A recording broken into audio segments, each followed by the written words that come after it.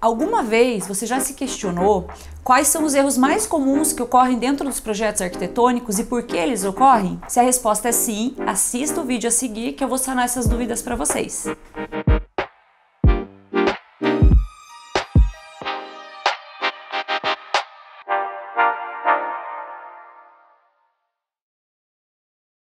Meu nome é Bárbara, eu sou arquiteta e sou sócia do Penha Moraes Arquitetura. Aqui dentro do nosso escritório, nós trabalhamos tanto com projeto arquitetônico quanto com projeto de interiores. Na parte de projeto de interiores, então muitas vezes nós fazemos projetos que são referentes de arquitetônicos nossos e também de projetos arquitetônicos de outras pessoas. Através disso, nós conseguimos ter um panorama bem real de quais são as principais falhas dos projetos arquitetônicos e por que essas falhas ocorrem. Então, a primeira falha que a gente vê e que a gente tenta sanar dentro do nosso escritório, eu acho que é a falta de um briefing bem feito. Quando o profissional, quando o arquiteto vai fazer um briefing com o seu cliente, ele tem que pegar o máximo de informações possíveis que ele conseguir. Porque muitas vezes nem o cliente sabe o que ele quer, ou nem ele sabe o que ele tem que passar. Então, eu acho que o primeiro caminho, o primeiro passo para um projeto bem feito e sem falhas é a elaboração de um briefing completo do que o cliente quer, do que ele precisa, do que ele pode, do que ele não pode, tanto nas expectativas de uso, de estética, quanto nas expectativas financeiras. Esse briefing é o que vai direcionar, o que vai nortear o projeto para que ele seja o mais assertivo possível. Então, cabe ao profissional, ao arquiteto, questionar o cliente e não só o cliente trazer o que ele precisa. Então você tem que questionar tudo, desde a questão do que ele precisa dentro da casa, de mobiliário, de questão de metragem da obra para não ter surpresas futuras. Então quanto melhor o briefing, quanto mais redondinho e se ele for seguido corretamente durante a elaboração do projeto, a chance de ter erros lá na frente, de ter contradições é muito menor. Então, quanto mais bem feito um briefing, quanto mais minucioso, a gente até brinca que o briefing é uma entrevista com o cliente, a gente pergunta tudo da vida do cliente, da casa atual do cliente, porque quanto mais bem feito mais minucioso e mais bem feito esse briefing, menos chance de ter erro e ter retorno lá na frente do projeto arquitetônico. Outro ponto que a gente nota com bastante frequência aqui dentro do escritório é a falta de inserção do layout já na hora da criação do projeto arquitetônico. Nós aqui dentro, como a gente já falou em outros vídeos, nós trabalhamos com a criação do layout juntamente com o desenvolvimento de planta. Isso é extremamente importante por vários motivos. Por exemplo, a gente vai dimensionar um ambiente. O que é um ambiente grande, o que é um ambiente pequeno? Depende do que você precisa ali dentro. Um quarto. Qual o tamanho da cama que você precisa, qual a quantidade de armário, você precisa de uma poltrona, de uma escrivaninha. Então o grande é relativo, o pequeno é relativo. Outra coisa, às vezes é lançado uma janela, uma abertura sem prever o layout, depois você não tem onde colocar um guarda-roupa, uma cabeceira. Então, quando o projeto é criado baseado em um layout, já no lançamento prévio do mobiliário, a chance de dar erro depois é muito pequena, porque tudo já foi previsto. A abertura já foi prevista em cima do layout, pontos já foram previstos em cima do layout, e o layout inserido já é o que o cliente necessita.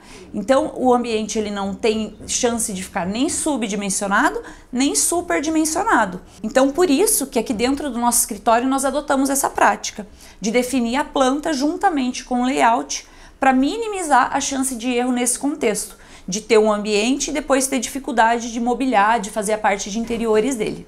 Outro ponto que a gente nota bastante aqui dentro da nossa equipe, dentro do nosso escritório, são pessoas que fizeram o projeto e não entendem o projeto, só entendem o projeto dele a hora que a obra está saindo do papel, que a obra está sendo construída. E isso é completamente errado. O projeto tem que ser compreendido 100% pelos clientes. O cliente tem que entender todo o projeto, desde a etapa de planta, a etapa de elevação, a etapa de fachada. O cliente tem que ter 100% certeza do que ele vai construir. A gente até brinca com o cliente. Se você tem dúvida de dimensionamento, vai na tua casa, puxa uma trena, mede o teu guarda-roupa atual, mede o teu quarto atual para ter uma noção de proporção, porque a hora de mudar, de alterar é enquanto tá em fachada, enquanto tá no papel, enquanto tá no computador. Querer alterar isso lá na obra é um erro. Então, se você, como cliente, não entendeu 100% o teu projeto, não deixe o profissional que está com você ir para outra etapa ou muito menos iniciar a obra. e você como profissional se sentiu que o teu cliente não compreendeu, também ache formas para que ele compreenda, porque isso é muito ruim para as duas partes, tanto para o cliente, que pode ter uma frustração, quanto para o profissional também. Por isso, aqui dentro do nosso escritório, nós adotamos a prática de só partir para a próxima fase do projeto, ou mesmo para a construção, para a execução da obra, quando nós sentimos que o cliente está 100% satisfeito, que ele entendeu o projeto, que é aquilo que ele quer, que está dentro da necessidade dele, para não haver frustração de ambas as partes. Por exemplo, de o cliente lá na frente querer alterar nosso projeto, seria uma frustração para a gente também, e muito pior para ele, que vai estar com uma obra que ele não compreendeu e muitas vezes não é aquilo que ele queria. Então a etapa de compreensão e de entendimento do projeto é extremamente importante. Outro erro frequente que acontece na etapa de projeto arquitetônico é a falta de compatibilização entre o projeto arquitetônico e os projetos complementares, que é o estrutural, o elétrico, o hidráulico. Depois que nós finalizamos, né, a gente já falou também em outro vídeo, mas só para dar um contexto, depois que o projeto arquitetônico é finalizado e aprovado, ele vai para o engenheiro fazer esse dimensionamento. Muita gente acha que o trabalho do arquiteto acaba na etapa de aprovação. Isso está errado. Tem que ser feita uma compatibilização entre o engenheiro, entre a equipe de engenharia e a equipe de arquitetura. Porque, por exemplo, a gente pode ter previsto um grande vão ou um plano de vidro e o engenheiro vir e colocar um pilar, uma viga, sem saber qual era a intenção nossa por trás do projeto. Como tudo já é muito pensado na etapa do estudo preliminar de projeto arquitetônico, é imprescindível essa comunicação entre o engenheiro e o arquiteto para ver se o que ele está projetando na parte estrutural não vai interferir na parte do projeto arquitetônico. Então, essa comunicação é essencial, é imprescindível. Então, se o engenheiro tem dúvida, se ele precisa ter alteração, a gente sempre fala para as nossas equipes de engenharia que estejam em comunicação com a gente para que toda e qualquer alteração seja decidido em conjunto, junto com o arquiteto, junto com o engenheiro e muitas vezes até o cliente é acionado para a gente poder tomar decisões. Na parte, por exemplo, também dos projetos hidráulicos, elétricos, vai precisar deslocar um cano, vai precisar inserir mais um ponto, vai precisar inserir um quadro de luz. É muito importante que essa decisão seja tomada junto com a gente, porque às vezes ele insere um quadro onde a gente está prevendo um mobiliário, às vezes ele insere um shaft onde a gente estava prevendo um detalhe de interiores. Então essas decisões têm que ser tomadas em conjunto. A gente já viu muito erro em obra de esses projetos não serem compatibilizados. Aí chega lá, o pedreiro está com um projeto arquitetônico, com um projeto estrutural, os dois não conversam, não tem um diálogo, ele fica perdido muitas vezes, não sabe qual seguir. Então, para evitar isso, o que a gente faz? Compatibiliza os dois projetos antes deles irem para a obra. Outro episódio que nós já vimos diversas vezes com clientes nossos e com conhecidos e que nós já ouvimos falar, daí não vem a ser nenhum erro de projeto, e sim um erro de execução ou de comunicação. Por exemplo, o cliente ele pega um profissional para fazer o projeto arquitetônico, esse projeto é aprovado mediante a prefeitura, é expedido um alvará de construção e na hora de executar, o cliente, por falta de informação muitas vezes do profissional, ele executa alguma coisa diferente do projeto arquitetônico.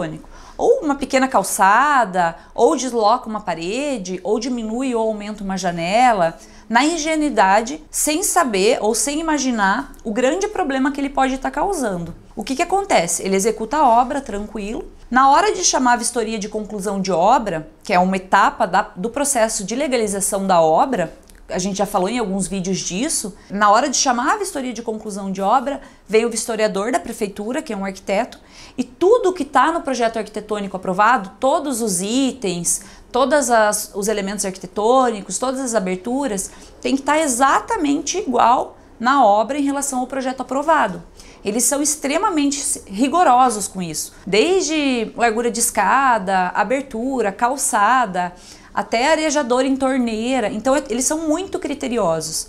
Às vezes o cliente na ingenuidade acaba mudando alguma coisa, muitas vezes eu já vi isso, né? Às vezes você vai para a obra e acaba ouvindo histórias e depois chega na hora de legalizar a obra, não passa a vistoria de conclusão de obra por causa dessa mudança. Então esse é um erro muito comum e muito grave, porque depois para o cliente conseguir regularizar a obra, ou ele tem que aprovar o projeto arquitetônico todo de novo junto com aquela mudança, se aquela mudança for permissível, permitida pela prefeitura, ou muitas vezes ele nem consegue regularizar a obra. Então é imprescindível que o projeto arquitetônico aprovado pela prefeitura seja seguido por quem vai construir, pelo responsável técnico, pelo engenheiro, pelo pedreiro, e que o cliente seja informado, que você como cliente saiba da importância de seguir esse projeto aprovado.